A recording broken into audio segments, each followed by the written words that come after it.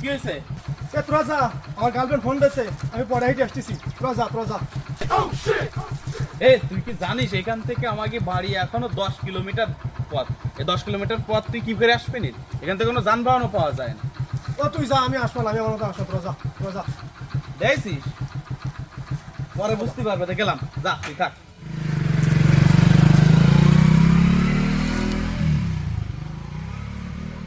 হ্যাঁ জান, বলো।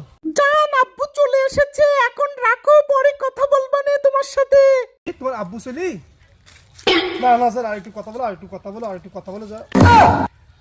হাই রে, ফোনটা কাটে দিল। ওরাও তো চলে গেল রে। 10 কিলো পথ আমি কি করে যাবান? হাই বন্ধু, ও বন্ধু তোরা